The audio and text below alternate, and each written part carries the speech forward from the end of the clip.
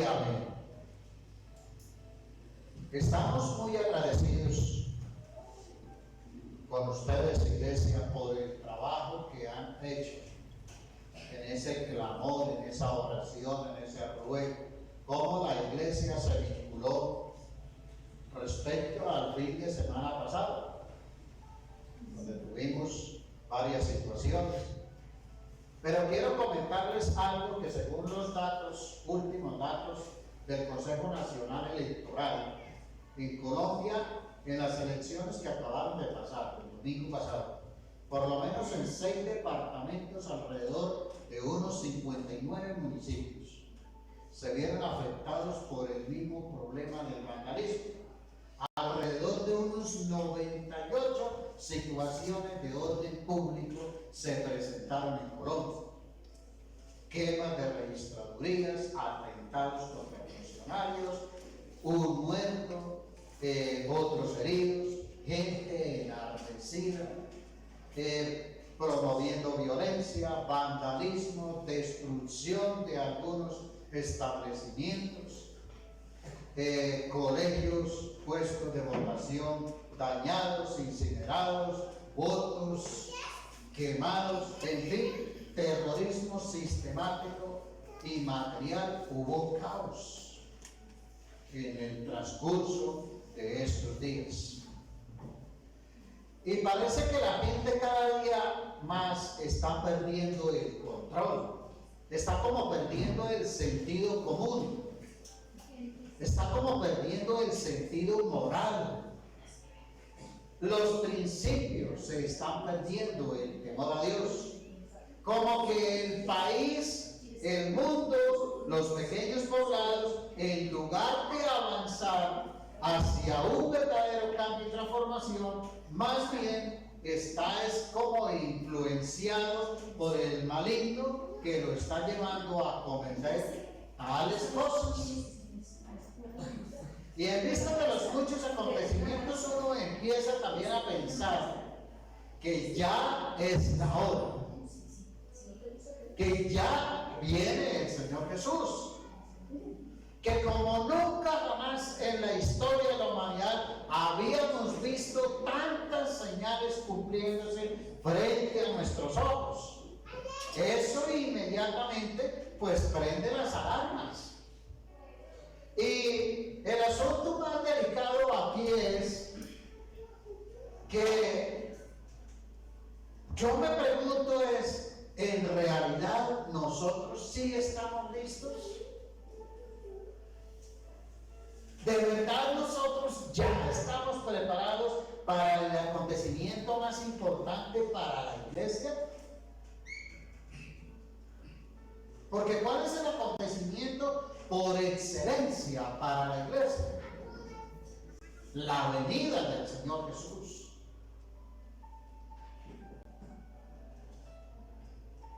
¿Qué hacemos frente a eso? Frente a tantos problemas, frente a tantas situaciones que se están presentando. ¿Retrocedemos? ¿Nos rendimos ante los problemas? Entonces, en ese evento, aquí en ese sentido, debemos también nosotros preguntarnos algo. ¿Cuántos saben que realmente Cristo viene ya? ¿Cuántos están esperando la venida del Señor Jesús? Para responder a este interrogante necesitamos ir a la Biblia, que es nuestra máxima autoridad. ¿Trajeron la Biblia? Muy bien. Si no tienen Biblia, aquí les prestamos. Tranquilos, si necesita una de repente para llevar a su casa, se la regalamos, se la obsequiamos. Quiero que se preparen en esta mañana para atender al tema que vamos a predicar en el día de hoy. Y el título que le he colocado es: retroceder, nunca rendirse. jamás. Suena como un título de una película, ¿no? Pero quiero que vayamos en ese sentido en esta mañana. Y vamos a ir a la palabra del Señor. Segunda carta del apóstol Pablo a los tesalonicenses. Capítulo 1, desde el versículo 1 al 12. Mientras que usted lo está buscando, le voy a hacer un pequeño recuento. Segunda de Tesalonicenses, capítulo 1, versículo 1 al 12. Esta carta fue escrita por el apóstol Pablo desde Corinto en el año 50 aproximadamente. Y se considera valioso este texto porque es el más antiguo de los escritos cristianos o de los textos bíblicos del Nuevo Testamento, incluyendo los evangelios. Tesalónica era una ciudad con aproximadamente 200,000 habitantes, y allí vivían pueblos bárbaros germanos que habían traído consigo su cultura y religión pagana a esa ciudad. También allí en esa ciudad habitaban griegos procedentes del sur de Acaya y de las islas del mar Egeo, quienes transmitían sus conocimientos y filosofías en medio de esa ciudad. En esa ciudad se podían ver romanos de Oriente, por lo general eran soldados jubilados que aportaban su fuerza, su capacidad de voluntad allí, también su riqueza, porque esos soldados traían economía y poder político allí a la región de Tesalónica. Era prolífica en congregaciones y asambleas religiosas. Esa ciudad era una ciudad en donde abundaban muchos credos religiosos. De hecho, los judíos también tenían allí su propia sede, su propia sinagoga, que fue allí a donde el apóstol Pablo llegó a fundar la iglesia de los tesalonicenses. El culto predicado por Pablo hablaba de Jesús como Rey y Dios, y asimismo también hablaba del Padre. Eso para esa comunidad, para esa ciudad de aproximadamente 200,000 habitantes, era algo novedoso dentro de esa ciudad, asunto que muy pronto creció en medio de ellos. Entonces, como usted puede observar, era una ciudad moderna, multirracial, multicultural y multireligiosa. Entonces, en medio de eso empiezan también las pujas por saber cuál es la iglesia más representativa, cuál es la que tiene más poder, cuál es la verdadera iglesia, cuál es el verdadero culto, cuál es el verdadero Dios que se debe adorar aquí. Así que vamos a ir a la palabra en el día de hoy. Leemos esta palabra en el nombre del Padre, del Hijo y del Espíritu Santo. Pablo, Silvano y Timoteo, a la iglesia de los tesalonicenses en Dios nuestro Padre y el Señor Jesucristo. Gracia a ustedes y paz de parte de Dios el Padre y del Señor Jesucristo.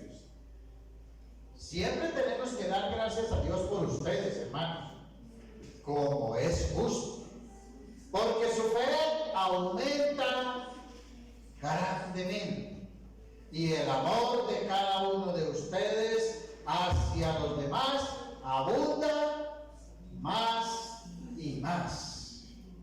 Por lo cual nosotros mismos hablamos con orgullo de ustedes entre las otras iglesias de Dios, por su perseverancia y fe. Repite conmigo, por su perseverancia y fe en medio de todas las persecuciones y aflicciones que soportan. Esta es una señal evidente del justo juicio de Dios, para que sean considerados dignos del reino de Dios, por el cual en verdad están sufriendo. Versículo 6. Porque después de todo es justo delante de Dios que Él pague con aflicciones a quienes los afligen a ustedes. Escuchen. Pero que Él les dé alivio a ustedes que son afligidos y también a nosotros cuando el Señor Jesús se ha revelado desde el cielo con sus poderosos ángeles en llamas de fuego, dando castigo a los que no creen, a los que no conocen a Dios y a los que no creen, a los que no obedecen al Evangelio de nuestro Señor Jesús. O sea que la cosa está complicada. Estos sufrirán el castigo de destrucción eterna. Quedarán excluidos de la presencia del Señor y de la gloria de su poder. Cuando Él venga para ser glorificado en sus santos en aquel día y para ser admirado entre todos los que han creído, porque nuestro testimonio ha sido creído por ustedes. Concluye con esta pequeña oración. Con este fin, también nosotros oramos siempre por ustedes, para que nuestro Dios nos considere que dignos de qué, de su llamamiento, y cumpla todos los deseos de bondad y la obra de fe con poder, a fin de que el nombre de nuestro Señor Jesús sea glorificado en ustedes y ustedes en Él, conforme a la gracia de nuestro Dios y del Señor Jesucristo. Amén y amén.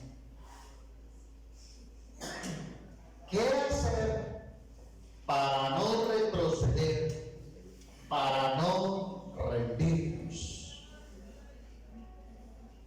Y quiero exponerle en esta mañana por lo menos 3 aspectos que nos presenta esta palabra, que debemos nosotros poner en práctica como iglesia para no retroceder en medio de las persecuciones, en medio de las tribulaciones, en medio de los problemas, en medio de las dificultades, en medio de las luchas que cada uno de nosotros vivimos. Y la primera situación que nosotros debemos tener en cuenta es que para no retroceder ni rendirse, lo mejor es perseverar en la fe.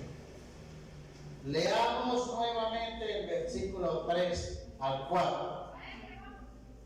Siempre tenemos que dar gracias a Dios por ustedes, hermanos, como es justo, porque su fe aumenta grandemente y el amor de cada uno de ustedes hacia los demás abunda más y más. Por lo cual nosotros mismos hablamos con orgullo de ustedes entre las iglesias de Dios, por su perseverancia y fe en medio de todas las persecuciones y aflicciones que soportan. Pablo les estaba diciendo a los tesalonicenses que debían abandonar esa espera nerviosa, tensa de la segunda venida. Como usted puede observar luego al estudiar la primera carta en el capítulo 5, usted va a darse cuenta cómo ellos están ahí con ese nerviosismo, esperando al Señor Jesús. Pero también Pablo negaba que nunca dijo que el día del Señor ya había llegado, como a veces por ahí escuchamos a algunos. Esa era una falsa interpretación de sus palabras que no se le podía atribuir a él. y les decía que antes de la venida del Señor Jesús sucederían muchas cosas. Primero, habría una rebelión contra Dios que ya se había introducido en el mundo. En la época de la iglesia primitiva empieza ese poder ya a ejercerse de manera secreta y que estaba obrando en el mundo ya y en los hombres para producir tal rebelión. En algún lugar se estaba ocultando uno que era la encarnación del mal. Era el hombre de pecado, era lo que estaba transmitiendo Pablo. El hombre de perdición, el sin ley. ¿Sí se han dado cuenta ustedes cómo a veces, cuando se arman esas azonadas, cuando se arman esas protestas, pareciera que la gente como que vive sin ley? Y no les importa dañar, destruir, matar, afectar a otros, porque como que el poder del maligno como que los tiene capturados. ¿Y qué hacen? Generar eso, caos, violencia. A su debido tiempo el poder que lo estaba reteniendo desaparecerá de la escena, dice Pablo, y entonces vendría ese demonio encarnado. Cuando viniera, reuniría a su propio pueblo. Escuchen, porque cuando aparezca este hombre de pecado, va a reunir también a su propio pueblo, los que están influenciados bajo ese poder, así como Cristo cuando venga también va a reunir a su pueblo y a llevarlo a los cielos. ¿Y cuántos se alegran por esa promesa de Dios? ¿Sabe que a veces el mundo alrededor nuestro parece caótico e impredecible? Y yo me he estado haciendo una pregunta en estos días con respecto a estas últimas elecciones, las del domingo pasado. Y yo no había visto en la historia de nuestro país tal agite. Yo no había escuchado de que en tal municipio, de que en tal otro, de que esto, porque es que todavía está todavía un poquito como cuando el tsunami de aquí de Japón, que llegó y afectó esas costas, y después a los días todavía quedó algo de esa afectación. Todavía se escucha rumores que van a trancar, que van a hacer que otra protesta, que no van a dejar subir, que lo van a golpear, que lo van a demandar, que le van a hacer. Que la gente todavía queda ahí como la ola de esos problemas. Entonces uno empieza a pensar que estamos en medio de un mundo caótico e impredecible. Y esta carta brinda algo estable, porque la intención del apóstol es hablarle a esa iglesia de los tesalonicenses, de sentarles por hecho y por seguro de que Cristo vendrá, de que Él prometió el bien, y Él les genera una perspectiva eterna con la cual podemos evaluar los estándares cambiantes de la sociedad. Es decir, cuando usted empieza a ver que cada vez más el mal aumenta, el pecado más fuerte, los demonios más fuertemente atacan, es porque nos podemos nosotros poner a pensar, a evaluar en qué momento estamos. Las palabras de Pablo Pablo nos recuerda que mientras el mundo avanza hacia el punto final, porque va a haber un punto final, nuestra esperanza en la eternidad nos fortalece para vivir cada día en un ambiente.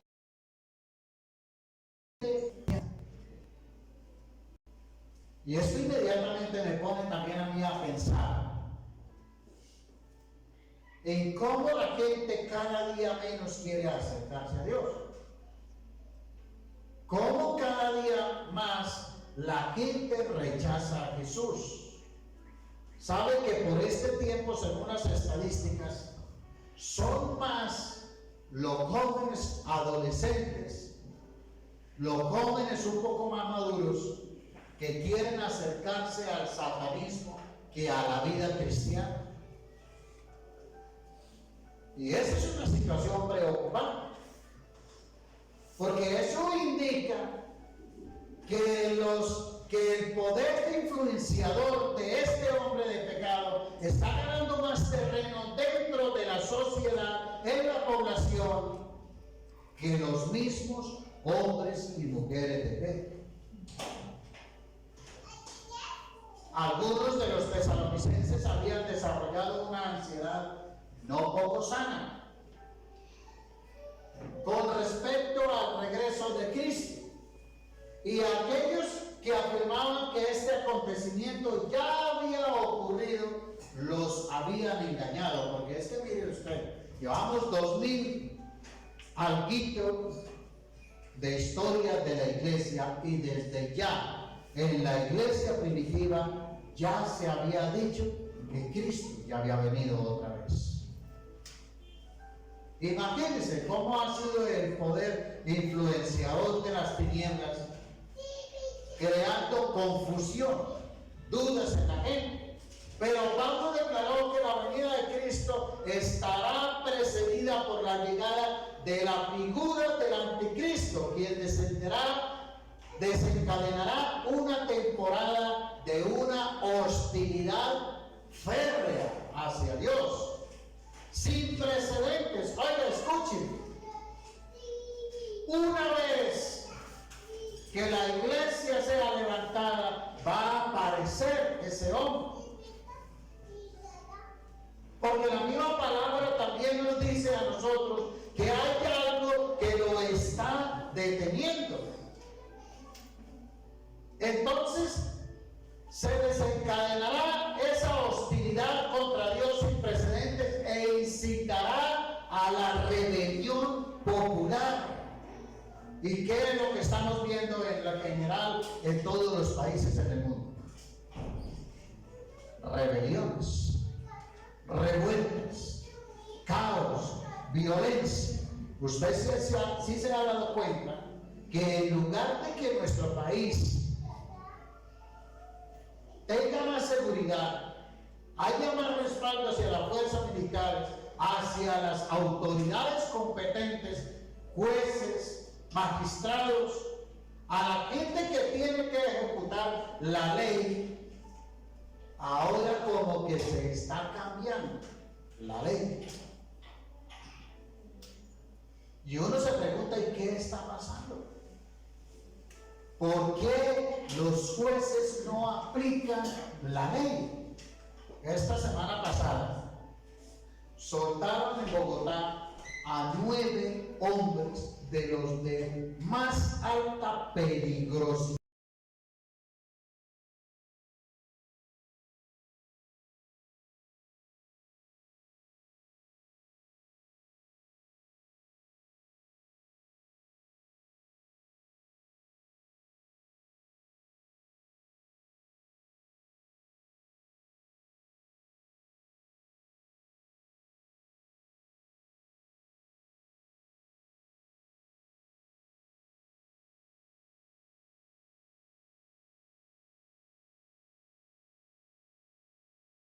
Precisamente en el último tiempo va a venir un proceso de rebelión.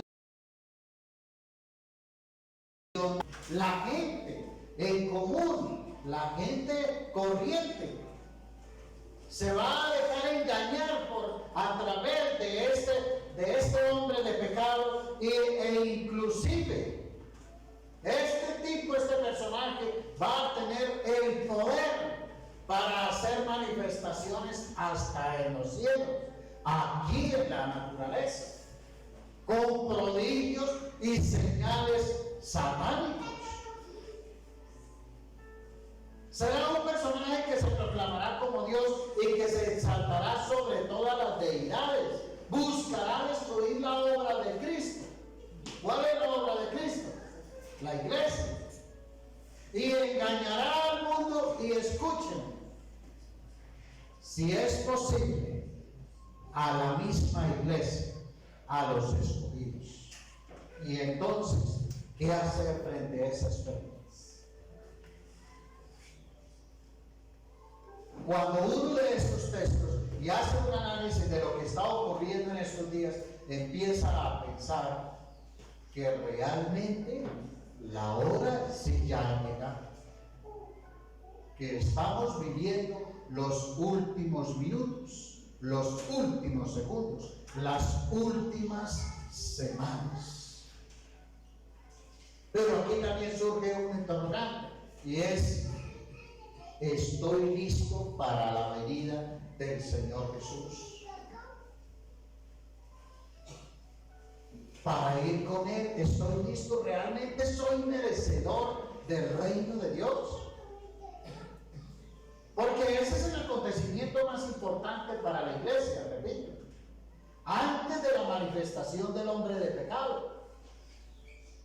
Pues lo que debemos hacer aquí es que, para hacernos acreedores del reino de Dios, necesitamos perseverar en la fe. Jesús preguntó y dijo a sus discípulos, allá en el sermón, allá frente al monte de los olivos, y dijo: cuando venga el Hijo del Hombre a la tierra, ¿hallará fe?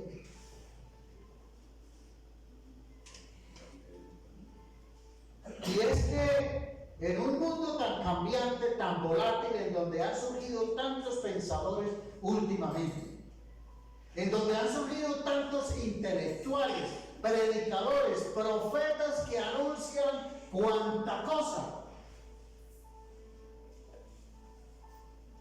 cuanto se les ocurre, pues obviamente la gente está en un mar de confusión. Y para salir de esa confusión necesitamos fortalecer nuestra vida de fe. ¿Cómo hacer entonces para fortalecer la fe? Orando más intensamente. Sí, porque definitivamente nosotros no podemos acercarnos a Dios a menos que nosotros lo hagamos orando. ¿Cómo nosotros vamos a fortalecernos en medio de las dificultades, en medio del sufrimiento, en medio del dolor, en medio de estas dificultades, en medio de las persecuciones? ¿Cómo vamos a hacer nosotros para soportar eso? Para no retroceder, para no rendirnos ante esas circunstancias. Aquí estamos gozando en un lugar de paz y tranquilidad, y yo admiro y aprecio esto y valoro de esta región eso. Pero y cuando la noche nos sorprenda, cuando venga el problema, ¿qué vamos a hacer? ¿Cómo lo vamos a hacer? Porque por el momento estamos bien, gozamos de esa paz. Pero cuando venga el desastre, cuando venga la situación, cuando venga el dolor, cuando venga el sufrimiento, tú y yo, ¿de dónde nos vamos a sostener? Solamente perseverando en la fe. Amados, Jesús mismo dijo: entonces os entregarán a tribulación y os matarán y seréis aborrecidos de todas las gentes por causa de mi nombre.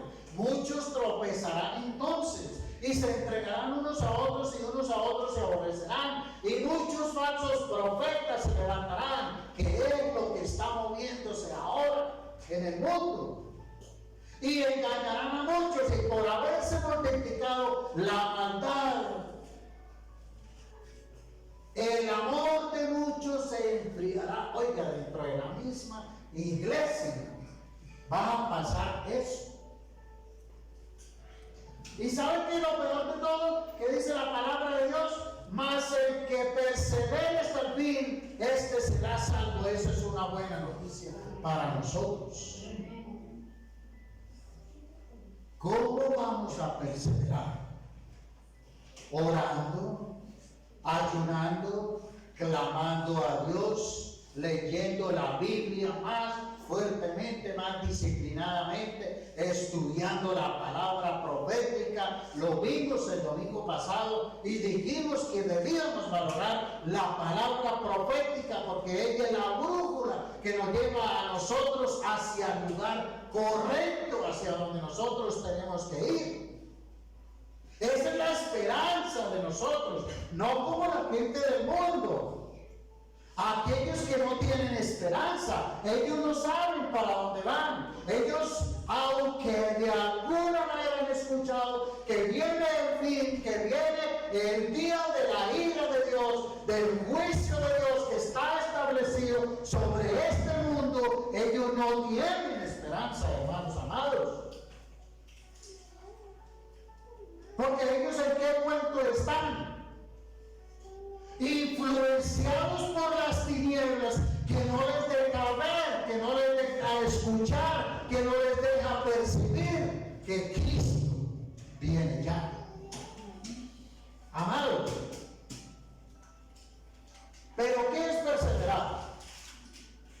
En Hebreos 3:14 dice la palabra de la siguiente manera: porque somos hechos participantes de Cristo, con tal que retengamos firme hasta el fin nuestra confianza del principio. Cuando tú y yo recibimos a Jesús, ¿en quién empieza nuestra esperanza? En Cristo. Dígame amén, por favor. Mi esperanza está en Cristo.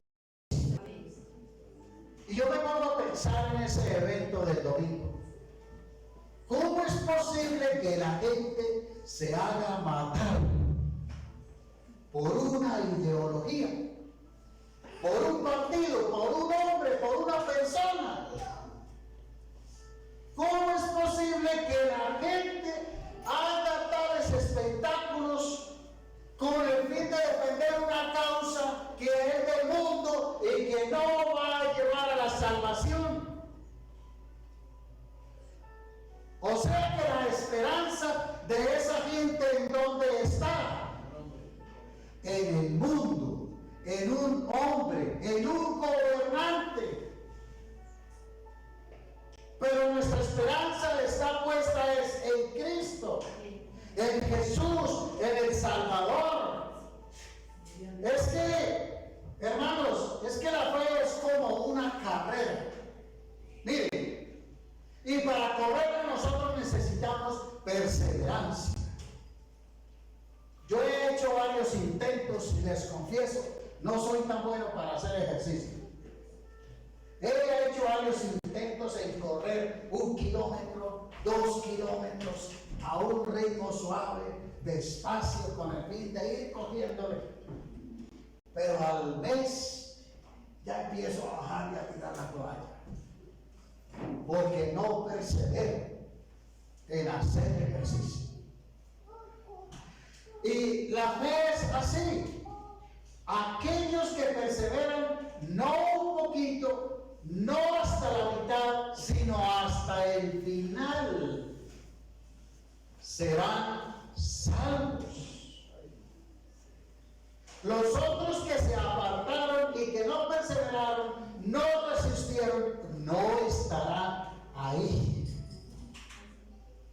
Esta es una carrera de 400 metros y hay que correrla a un ritmo, dando, hasta que venga Cristo o nos mande llamar a su presencia. Gloria a Dios, aleluya.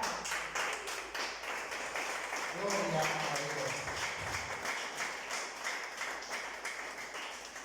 Otro texto bíblico que nos enseña a perseverar es Hebreos 10, 35, 39. Y dice de la siguiente manera: no perdáis pues vuestra confianza, que tiene grande galardón. El que llega a la meta es el que tiene premio. Escuchen, porque os es necesaria la paciencia, y sí que necesitamos paciencia para caminar en medio de un mundo descuadernado, hostil y en caos. Mucha paciencia con aquellos que nos hacen daño. Mucha paciencia con aquellos que quieren hacer cosas injustas, deshonestas contra nosotros. Necesitamos mucha paciencia en medio de la enfermedad, en medio del dolor, en medio de la crisis económica, en medio de las tragedias. Necesitamos paciencia. Para que, habiendo hecho la voluntad de Dios, obtengáis la promesa. Porque aún un poquito, y el que ha de venir vendrá. Él dijo que venía. Él viene. Tenga la plena seguridad que Él vendrá. Y sabe, no va a tardar. Porque a veces a nosotros nos parece que como hace 2000 años se dio la promesa y no ha venido, entonces la gente como que se conforma, como que se le olvida, como que al mismo tiempo duda, como lo que le estaba pasando a los tesalonicenses. ¿Sería que ya vino? ¿Será que ya llegó? Mas el justo por fe vivirá. Gloria a Dios. Y sigue diciendo el texto: y si retrocediere, no agradará a mi alma. Pero nosotros no somos de los que retroceden para perdición, sino de los que retienen, de los que tienen fe, de los que perseveran para preservación del alma. Es decir, nosotros aquí, ¿qué debemos hacer? Perseverar en la fe. Amados, ¿tenemos problemas? Sí, muchos. Y mientras que estemos aquí en la tierra, los vamos a tener. Pero anímese en esta mañana, levante su fe y crea que Dios está contigo, que Jesús es su compañía, el que levanta su cabeza, el que hace que tenga nuevas fuerzas, el que pone sus pies en la roca para que no resbale, el que sustenta su alma y el que te dice: vamos, hijo, aunque un ejército acampe alrededor de ti, no temas, yo soy tu escudo. Vamos, hija, sigue adelante un poquito más y pronto estará el día de vuestra redención. Dé un fuerte aplauso al Señor en esta mañana.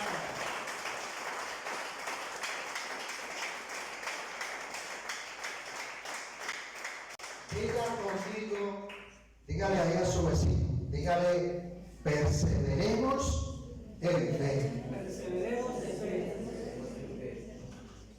Es que si retenemos la confianza firme hasta el final, usted y yo somos candidatos dignos del reino de Dios.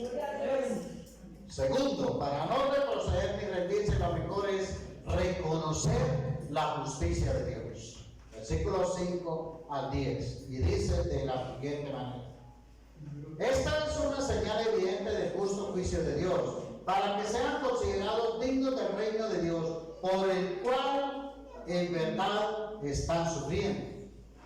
Pues porque después de todo es justo delante de Dios que Él pague con aflicción a quienes los afligen a ustedes, pero que Él les dé alivio a ustedes que son afligidos y también a nosotros cuando el Señor Jesús sea revelado desde el cielo con sus poderosos ángeles en llama de fuego, dando castigo a los que no conocen a Dios y a los que no obedecen al Evangelio de nuestro Señor Jesús.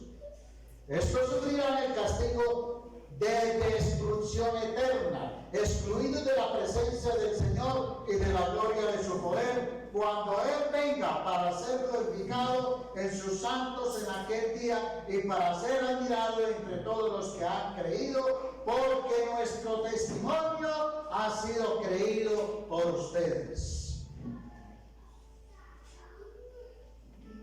Parece ser que los tesalonicenses, esta familia en la fe, le habían enviado una carta al apóstol Pablo en donde ellos le habían manifestado que su fe tal vez no iba a resistir la prueba por la que estaban pasando. Y ya vamos a hablar de qué prueba se trataba.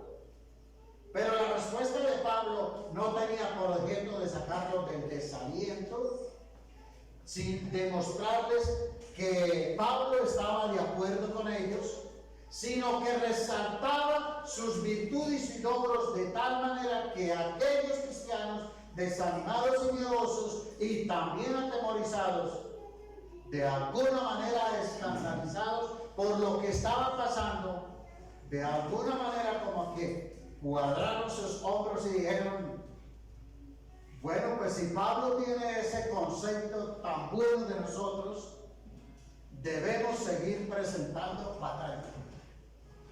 Así como cuando uno respira y dice: no, pero yo ¿por qué tengo que dejarme apoyar de ese problema? Respiro nuevamente y digo: no, yo tengo que batallar, tengo que luchar contra esto. Pero ¿cómo lo vamos a hacer? ¿Cuál era el problema por el cual estaba pasando la iglesia de los tesalonicenses? Que la nueva doctrina del Evangelio estaba ganando tanta popularidad en esa ciudad. Era algo nuevo y diferente. Y esto estaba convirtiendo a los adoradores de los siglos. El pueblo allí en esta ciudad adoraba a Afrodita, adoraba a Demeter, a Zeus, a Artemisa, a Apolo, a Isis, adoraba a Serapis y Dionisio, entre otras deidades. Esta ciudad tenía un serapeum o un templo que estaba lleno de todos esos ídolos. Esta vez, Satanás, por medio de los judíos incrédulos, los que no recibieron el Evangelio, estaban celosos del abundante crecimiento de los seguidores de Cristo allí en la ciudad de Tesalónica. Esto inmediatamente llevó a escoger una turba de hombres malos y ociosos para alborotar a la ciudad de Tesalónica. Su primera intención fue asaltar con violencia la casa de un hermano en la fe allí llamado Jasón. La turba esperaba encontrar allí al apóstol Pablo, quien era el dirigente de esa iglesia, el fundador de esa iglesia. Esperaba también encontrar allí a los ayudantes de ese pastor y hacer ¿qué? Sacarlos, lincharlos, golpearlos, torturarlos y llevarlos presos allí ante el emperador de esa ciudad. Pero Dios en su providencia hizo que Pablo y los suyos no estuvieran en ese momento en la casa de Jasón. Sin embargo, frustró ese plan, Dios frustró ese plan, pero permite que sea atrapado Jasón y algunos de los hermanos de la fe y los traen ante las autoridades de esa ciudad. Algo parecido, así como lo que pasó por acá, es como pura coincidencia. ¿Había razón para estar atemorizados? Claro que sí. ¿Era un motivo de alguna manera para que la iglesia se vengara de estos revoltosos? Claro que sí, había un motivo, había una circunstancia. Pero ¿qué hace Pablo en medio de la situación? Anima a la iglesia a reconocer la justicia de Dios, a no vengarse por sí mismo, por sus propias manos, sino dejar que Dios lo haga. Escucha, y es aquí en donde nosotros también debemos aprender a reconocer la justicia de Dios. Porque ¿qué pasa en medio de nuestros problemas? Lo primero que a nosotros se nos ocurre es: espera. Eso es lo primero que a uno se le ocurre. Cuando vienen y lo golpean a uno, cuando vienen y le causan a uno problemas, le levantan calumnias, espera que me lo encuentre y verá, yo le hago el reclamo porque se lo hago. Pero ¿qué es la justicia de Dios? Salmo 7:11 dice de la siguiente manera en la versión Reina Valera: Dios es justo y Dios está airado contra el impío todos los días. ¿Cómo así que Dios ama al pecador, pero no ama el pecado? ¿Sí ve que no? Dios no ama al pecador y tampoco ama al pecado. Dios está en contra del impío, de aquel que comete atropellos, y más contra la iglesia, contra el evangelio, contra el nombre de Jesús. Todos los días. Amado, las escrituras establecen desde un principio que Dios es justo. Es importante establecer quién es Dios, y el libro de Deuteronomio nos afirma que Él es una roca inconmovible, por lo que Él es inamovible, hermanos. No cambia, no pierde su fuerza, su base es sólida. Además, Dios es verdad al ser fiel, constante, confiable, lo que su comportamiento no tiene nada que sea moralmente incorrecto y censurable. Dios no hace mal a nadie. Al poder establecer estos conceptos de Dios, es que se puede afirmar que Él es justo y recto. Y esto implica que Dios está caracterizado por tener estándares perfectos de justicia. Eso nos lleva inmediatamente a nosotros a analizar que Dios no tiene favoritismos, ni egoísmo, ni prejuicio, ni engaño a la hora de Él aplicar la justicia.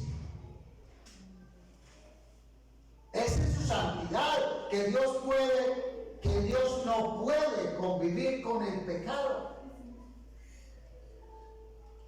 y que le hace tener un sentimiento de desagrado intenso a lo malo. Esta actitud de Dios da a conocer cómo ve Él el pecado, y podemos entender que va a castigar todo acto malo que los hombres han cometido contra Dios, han cometido contra los otros seres humanos, que han cometido contra su palabra. Entonces, ¿qué es lo que debe hacer la iglesia en medio de la persecución y de las pruebas? Vigilar hasta el regreso de Cristo y dejar que Dios juzgue al malvado. Dice la palabra de Dios: no os venguéis vosotros mismos. Dejen, mía es la venganza, yo pagaré, dice el Señor. Y Pablo le recuerda a esta iglesia que había sido escogida para salvación, no para devolver el mal, a través de la santificación de Dios, y que debía permanecer firme hasta el fin. Porque a quienes Dios aplica la justicia: a los fieles que esperan con fe a Jesús y sufren con paciencia, o a aquellos que se oponen al Evangelio, que persiguen a la iglesia, que rechazan a Jesús y su palabra. Ahí es en donde nosotros debemos empezar a entender cuál es la justicia de Dios y del por qué nosotros debemos dejar en manos de Dios que Él lo haga, porque Él lo aplica de manera correcta, de manera santa, de manera íntegra, en la medida exacta. Entonces, ¿qué hacer nosotros cuando estamos bajo ataque? Escúchame. Lo que debemos hacer nosotros cuando estamos bajo ataque es descansar en las promesas de Dios. Descansa.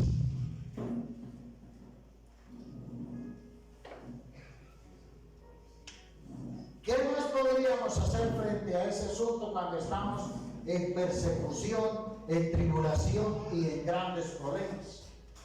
Cuando estamos bajo ataque del enemigo. Por allá en el libro de Efesios dice la palabra: usar las armas que Jesús nos ha dado. Porque, amados, ¿cuál es el problema de nosotros los cristianos? Que no conocemos ni las armas ni las sabemos usar. ¿Para qué es la oración? Para orar. La oración es un arma poderosísima de Dios. La Biblia es un arma poderosa en Dios. La fe es un arma poderosa. El Espíritu Santo. La verdad del Evangelio. ¿Qué más? El ayuno, la alabanza, la adoración son armas poderosas que Dios nos ha dado. Pero cuando estamos en aprietos, ¿qué hacemos? Se nos olvida hasta orar. La persecución es la forma más alta de ataque y el poder más grande que el enemigo tiene contra la iglesia y los hijos de Dios.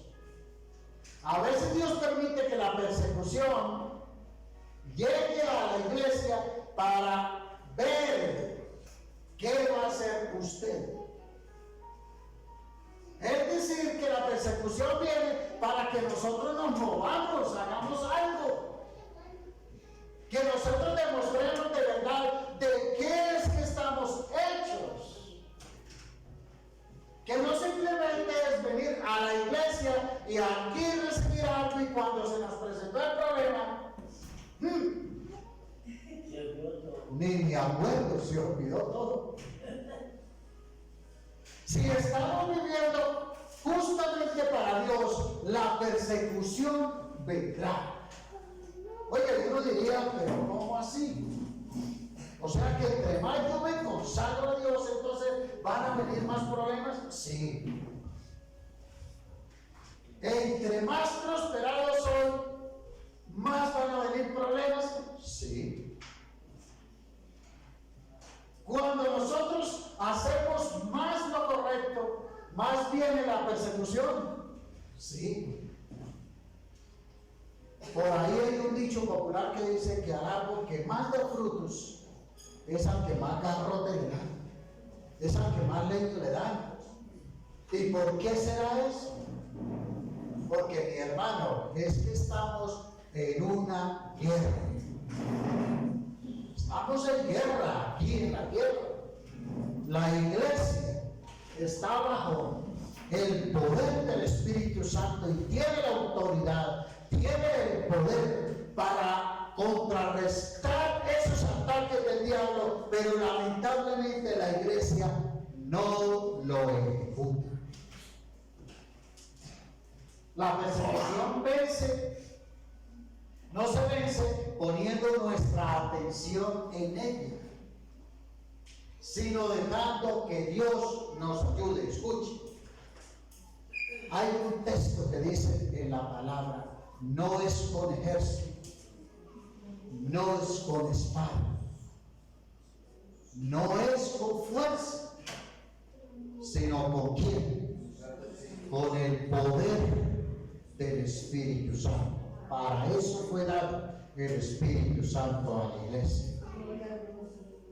Así es de que, mi hermano amado, de aquí en adelante párese en la brecha.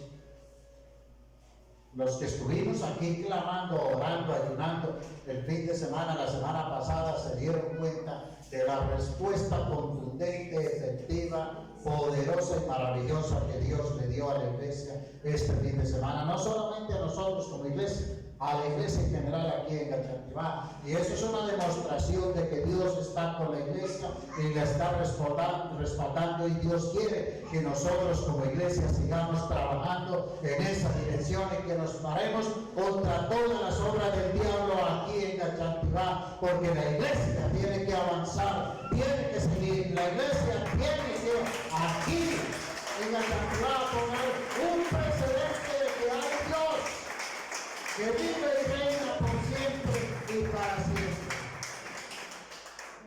Que la iglesia no está sola. Aleluya.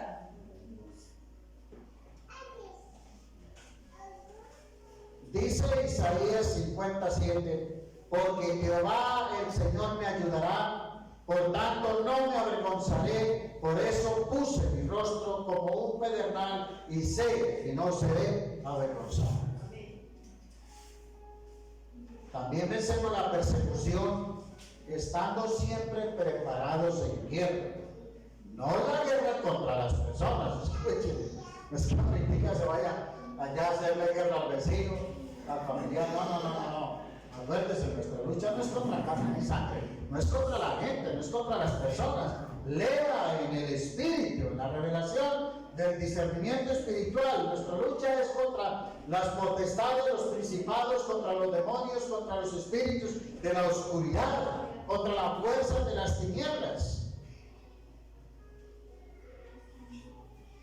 contra las tentaciones, contra las acusaciones y persecuciones. Por eso nunca retroceda por causa de la persecución. Siga enfocado en Dios. En vez de ponerle atención a la persecución, préstele atención a Dios y colóquese la armadura de Dios, el escudo de la fe, para que pueda estar listo para pelear. Conságrese, santifíquese. Eso es importante. Nunca se rinda a lo que el enemigo quiere. Nunca debe de dar, de servir, de obedecer a Dios, porque la persecución viene cuando su bendición también viene. Y tercero, para no retroceder ni rendirse, lo mejor es desarrollar el propósito de Dios. Versículo 11.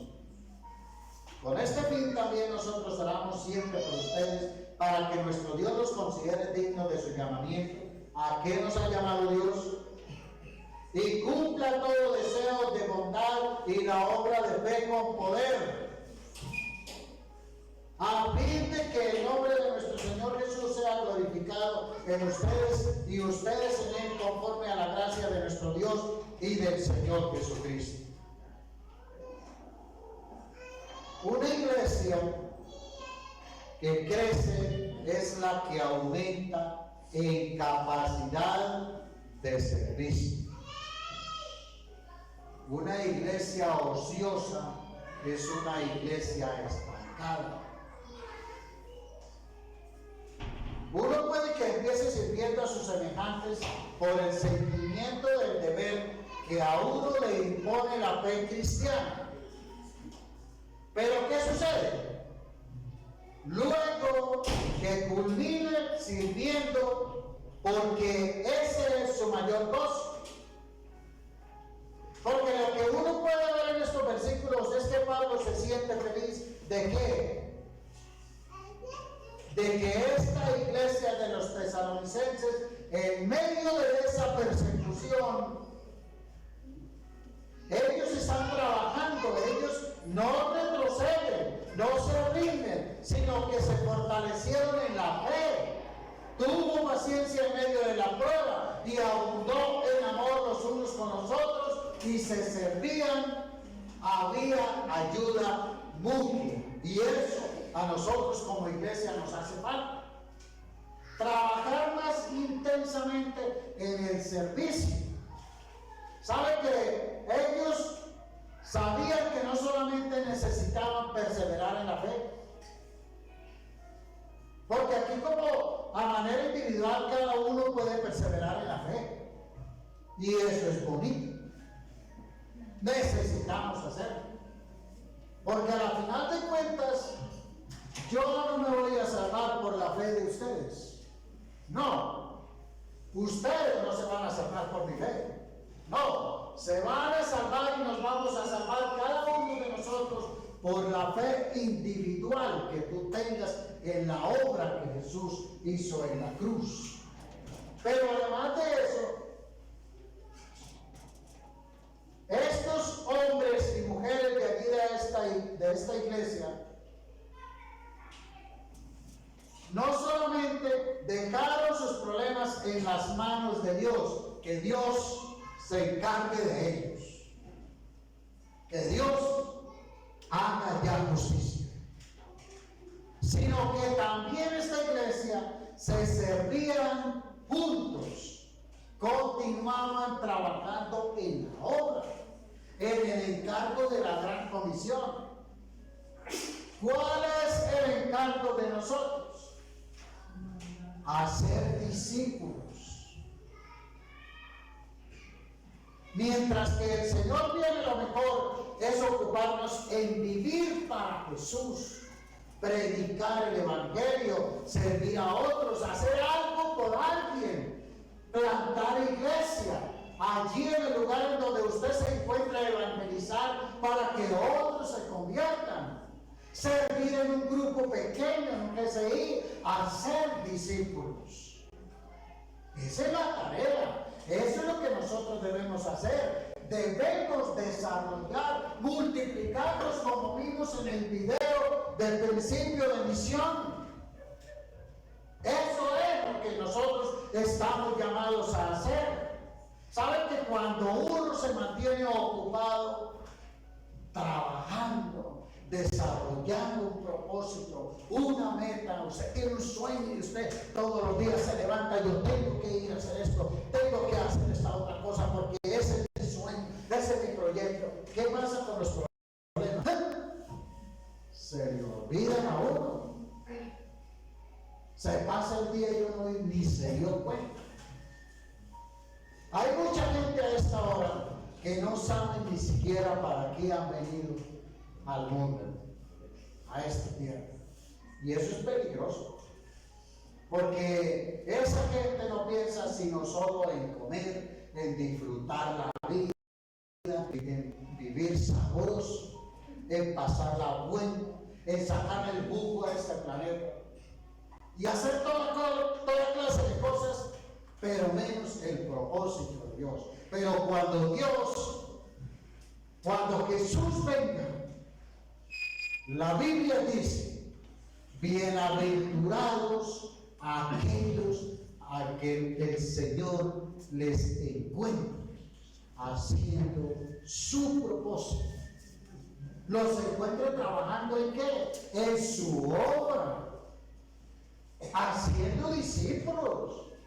Usted se ha puesto a pensar, ¿para qué está en esta tierra? Usted se ha puesto a pensar, ¿a qué ha venido a esta tierra? ¿Cuál es su propósito verdadero? ¿Cuál es la tarea que debemos desarrollar? ¿A qué nos mandan a nosotros como discípulos y como iglesia?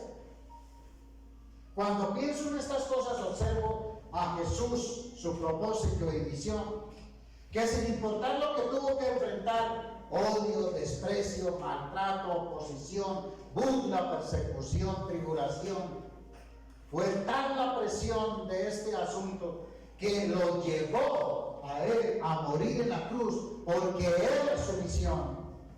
Y sin importar el precio que tuvo que dar allí, cumplió con su encargo, con su propósito, con su misión. ¿Por causa de qué? De salvarnos a ti y a mí. Escucha, ya para terminar.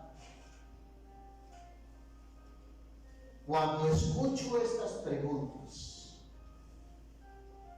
inmediatamente me lleva a actuar, a hacer algo por alguien, para que ese alguien se convierta a Cristo. Orar por esa persona, acercarme a esa persona,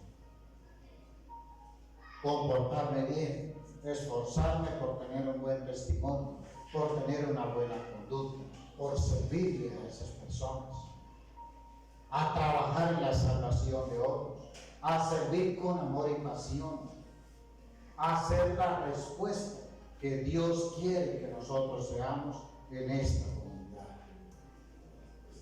El asunto aquí es que el tiempo se está agotando.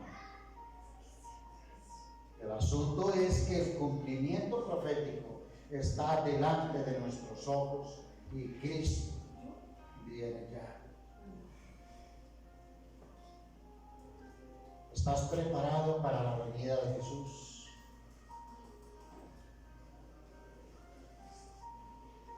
¿Crees que eres digno, acreedor, merecedor de entrar en el reino de Dios?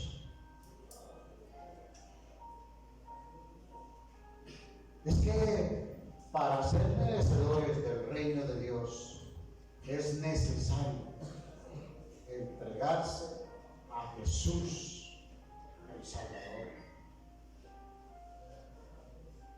Y quiero que repita conmigo esta frase para concluir esta enseñanza de esta mañana. Quiero que lo repita conmigo ahí en donde está, con voz audible, y diga conmigo: para ser merecedores del reino de Dios es necesario entregarse a Jesús el Salvador. Colócate sobre sus pies por favor.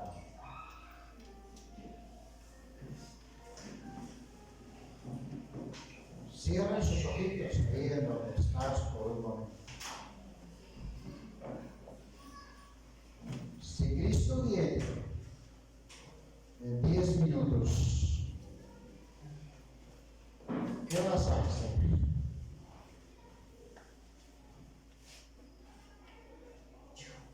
¿Ya está listo? ¿Estás preparado?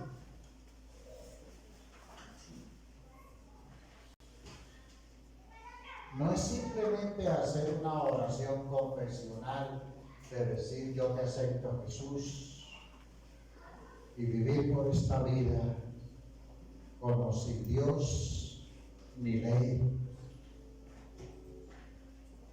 No es simplemente decir Jesús, perdóname, y hacer cuanta cosa nos parezca a nosotros aquí en la tierra. Hay una manera, hay un modo, hay una forma. para esperar. Y la forma es perseverando en la fe, como lo hicieron los primeros discípulos. Se han pasado 2000 años y la iglesia aún sigue esperando a Jesús.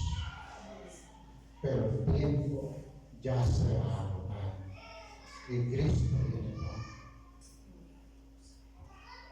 Entre más pasan los días, las semanas, los meses, quizás un par de años más, el enemigo se va a venir por furia sobre la tierra, porque Dios le va a permitir a las tinieblas provocar muchos males en esta humanidad. Tal vez tengamos que pasar por un tiempo de dolor, de dificultad, tal vez de persecución. Ahí, acuérdate de esta palabra, si aún estás vivo, y deja que Dios tome justicia sobre tus perseguidores. Pero en medio de la dificultad y en medio de la lucha, también aprende a servir a Dios y a tus semejantes. Cierra tus ojos, concéntrate en la letra de esta canción. Permite que el Señor te ministre en esta mañana, en el nombre de Jesús.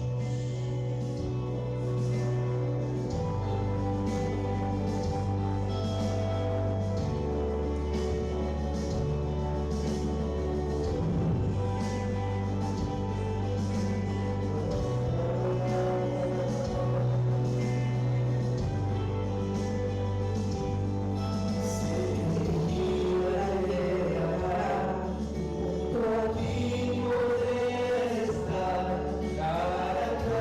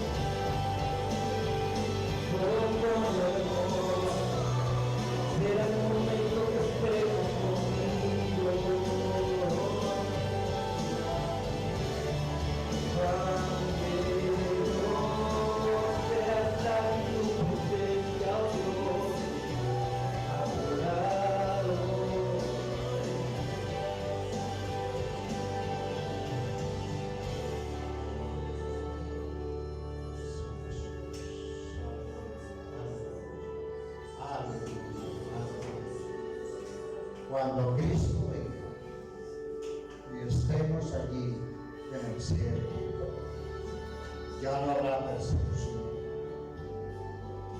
ya no habrá tribulación, ya no habrá muerte, ya no habrá enfermedad, ya no vamos a llorar más, ya no habrá más tristeza, ya no habrá más dolor aquí en su vida. Cuando estemos en el cielo y juntos,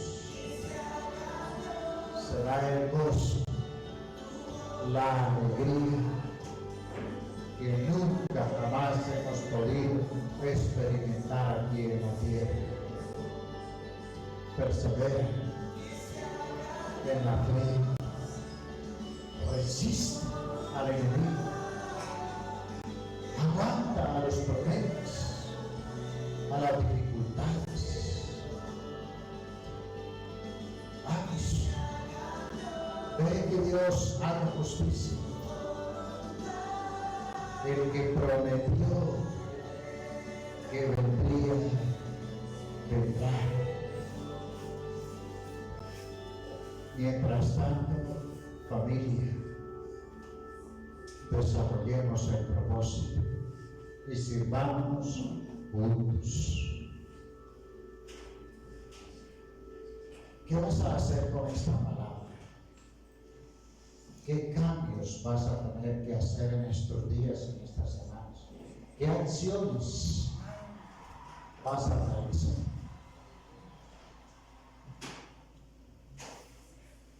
Señor, les he expuesto tu palabra, he hablado lo que tú me diste, Dios. Produce, Señor, el efecto por el cual envías la palabra. Obra, Señor, en este pueblo. Glorifícate, Señor, en esta iglesia. Señor, llévalos en paz y seguridad a sus lugares, a sus diligencias, a sus casas. Guárdalos, protégelos y cuídalos de todo mal y de peligros, de todo ataque de las tinieblas. Guárdalos, Señor, de la tentación y del pecado.